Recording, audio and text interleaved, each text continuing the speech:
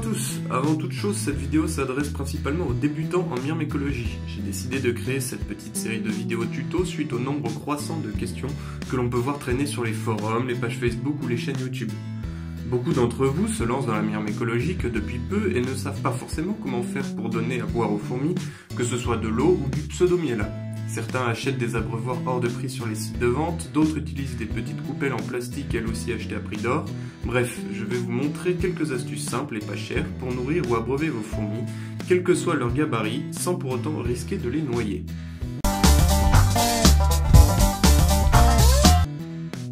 Tout simple, cet abreuvoir nullifie les chances de décès. Pour un budget d'environ 1 € maximum, il te faut simplement un tube en plastique ou en verre, de l'eau du robinet et du coton. Il suffit de remplir presque entièrement le tube d'eau et de le fermer avec un morceau de coton tassé. Vérifiez avant que le coton est humide et le tour est joué. Vous n'avez plus qu'à le mettre dans l'aire de chasse de votre nid. Personnellement, j'ai toujours fait comme ça et en fonction de la taille des tubes, mes abreuvoirs durent plusieurs mois. Lorsqu'il est sec, il suffit de le changer.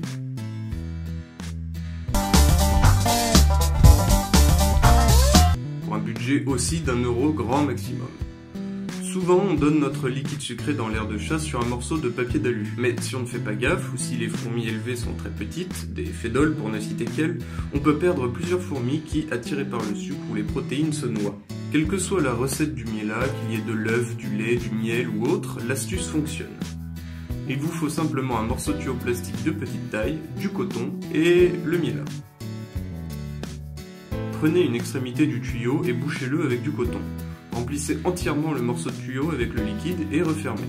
Encore une fois, le coton va faire barrière avec vos fourmis et va distribuer le miella en petite quantité à chaque fois, supprimant tout risque de noyade.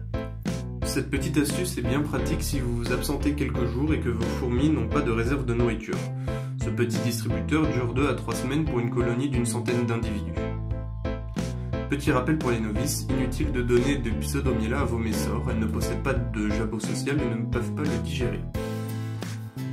Voilà, merci d'avoir visionné cette courte vidéo d'astuces, j'espère qu'elle vous a plu. Si vous ne savez pas faire du miella et que vous en achetiez jusqu'à présent, il y a des tutos plein internet.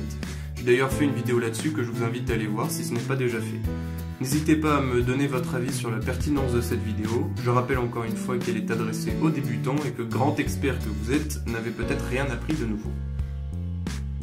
Un pouce bleu pour conclure en beauté le visionnage, n'hésitez pas à vous abonner. Mesdames et messieurs, à la prochaine, c'était Hanzoom.